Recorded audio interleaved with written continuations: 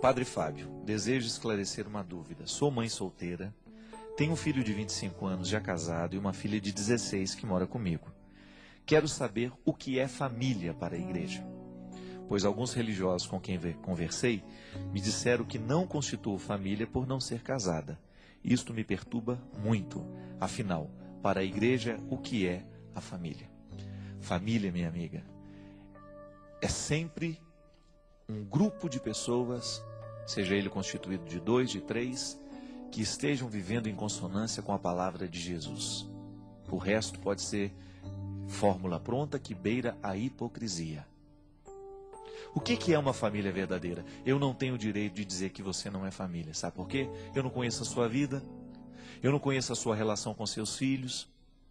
E não é porque você ficou solteira com esses 2 filhos que eu vou retirar de você o título de família. Imagina, que hipocrisia da minha parte, porque eu vejo aí homem casado com mulher, pai de filhos, e que eles não são família coisa nenhuma, porque vivem numa traição constante, vivem no adultério o tempo todo.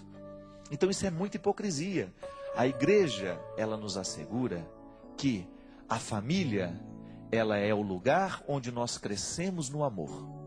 O resto é invenção nossa. O lugar é o seio da família. A família é o seio onde cresce o amor. É claro que a igreja orienta e pede que essa família seja completa, que ela seja pai, que ela seja mãe, que ela seja filho, que ela seja irmãos, pronto. Mas a partir do momento que isso não foi possível, a gente tem que trabalhar com o que a gente tem. Se você tivesse se casado, tivesse um esposo, tá certo, os seus filhos teriam uma riqueza ainda maior de terem um pai ao lado deles. Mas se não tem, minha filha, não se sinta não possuidora de família, porque eu tenho certeza que você, como mãe solteira, você pode experimentar na sua carne que é muito mais doído. Você precisou se desdobrar, você precisou ser pai, você precisou ser mãe, não é assim? E é claro que você, na experiência de ter sido mãe solteira e de sofrer tudo que você sofreu, e ainda deve sofrer até o dia de hoje, você não recomenda a ninguém que seja mãe solteira. Eu, particularmente, não recomendo. Tive histórias na minha casa, minhas irmãs, e eu vejo o sofrimento que é educar um filho sem ter um pai do lado. Mas a partir do momento que a situação está constituída, está ali estabelecida, crie a família. A família começa a existir no momento que vocês se amam, no momento que vocês se respeitam, no momento que vocês estabelecem vínculos. Porque não basta ser parente, né? Maternidade não é apenas um exercício biológico. Maternidade não é só uma função social também, não. É, sobretudo, constituir significado. Este é o meu filho, e eu o coloco na perspectiva de ser meu filho o tempo todo, no amor que eu amo, na educação que eu dou, na palavra que orienta. Não adianta nada você pôr no mundo e esquecer. Aí você quebra o vínculo familiar.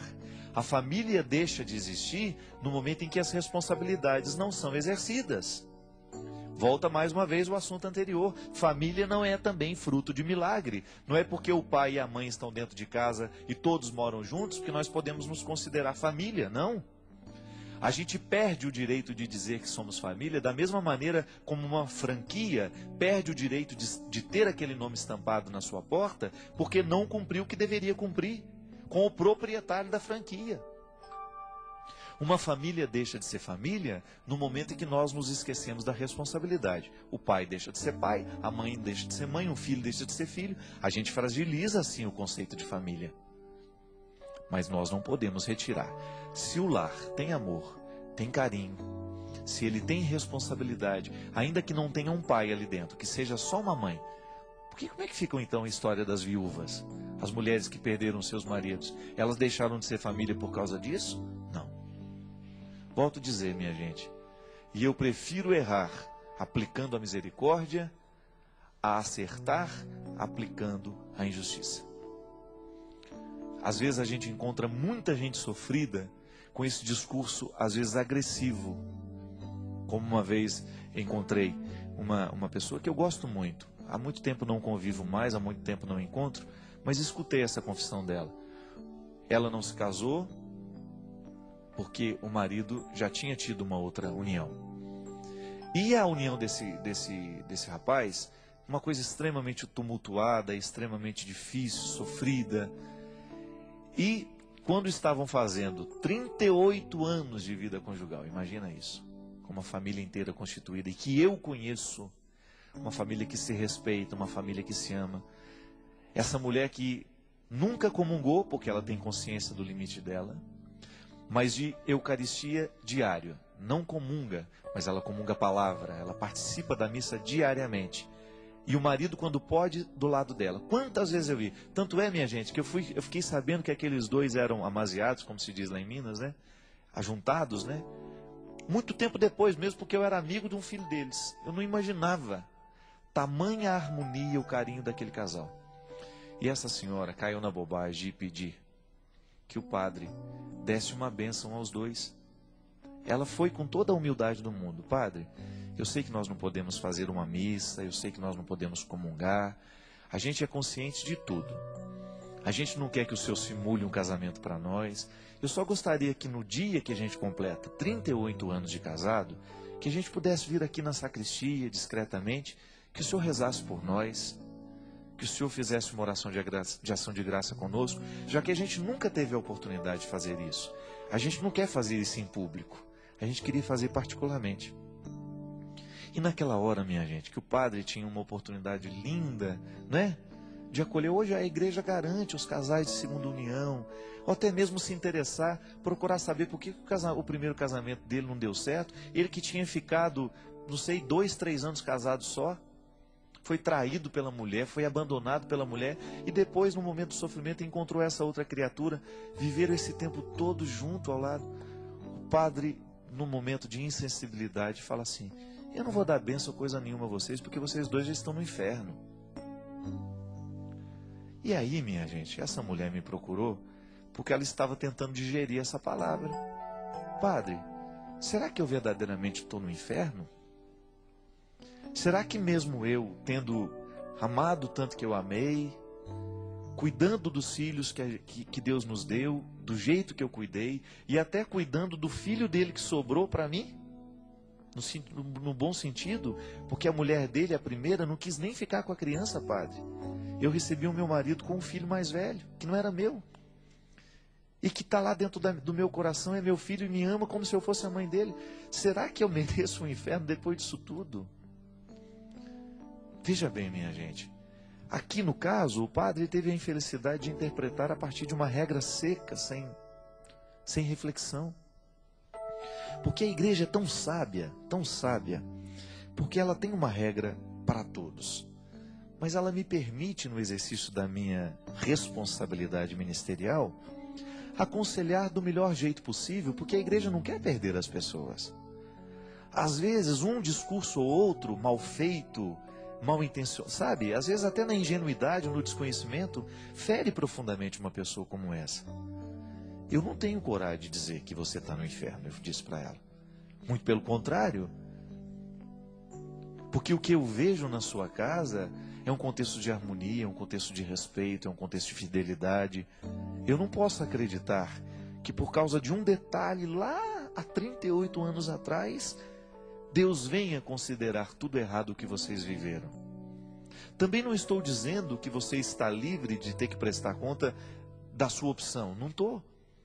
Mas eu não creio, e definitivamente eu não tenho inteligência para isso, acreditar que Deus possa considerar-nos a partir de uma regra aplicada com frieza e calculismo.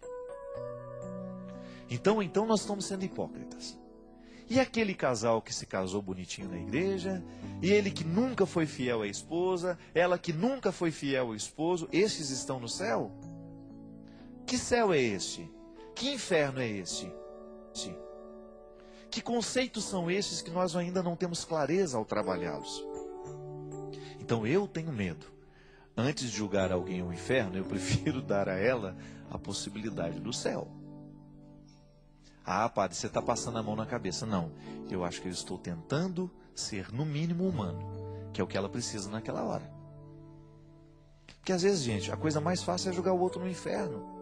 A decisão pelo inferno é a coisa mais simples do mundo. Você faz isso com você o tempo todo. Eu faço comigo. Pode observar. Às vezes nós erramos feio na vida. Há 5, 6 anos atrás, há 7, 8. Não sei quando foi o erro que verdadeiramente você considera o pior da sua vida. Você pode ter certeza que analisar-se a partir do erro e condenar-se é mais fácil do que você buscar um caminho de solucionar isso. Só que tem um detalhe: nós não podemos nos esquecer que entre a morte, entre o último suspiro de um ser humano e a sua morte, paira um abismo de misericórdia. Porque se fosse assim, não haveria salvação para Santo Agostinho, não haveria salvação para o ladrão que estava lá do lado, Dimas, pedindo a Jesus que se recordasse dele no paraíso. Quando ele desconcerta aquele ladrão ao dizer: não se preocupe não, meu filho, porque hoje mesmo tu estarás comigo no paraíso. Veja bem, aquele homem, ele representa tudo o que tinha de pior naquela época, uma escória da humanidade. Morrer crucificado era a pior forma de castigar uma pessoa. Significa que o crime dele era um dos piores. Estava ali, sendo salvo pelo olhar de Jesus no último momento. Esse é o Cristo que nós acreditamos, esse é o Cristo que nós anunciamos. Como é que eu vou lidar o inferno se eu sei que para o Cristo ainda sempre existe uma solução? Senão não é boa nova, senão não é boa notícia coisa nenhuma. E não se trata de nós cairmos no moralismo besta, nem cairmos também num discurso permissivo. Não queremos nem o discurso moralista frio, calculista, nem queremos ser permissivos. Nós só queremos deixar para que Deus faça aquilo que é específico dele. Eu não posso salvar, eu não posso condenar. Eu posso ser humano. Se vai ser salvo, se vai ser condenado, que seja para Deus decidir, e não para mim, nem para você. Quem sabe se a gente livrasse o nosso discurso das condenações, a gente estaria um pouquinho mais próximo daquilo que Deus quer de nós. Hoje, por exemplo, eu tenho 1000 motivos para me condenar. Você também tem. Mas não acredite neles não. Apenas aprenda com os erros que você cometeu. Condenações não servem para nada. O que pode melhorar a nossa vida é a gente olhar para o erro cometido, com ele aprender, superar e modificar o nosso jeito de ser. É isso que eu desejo a você.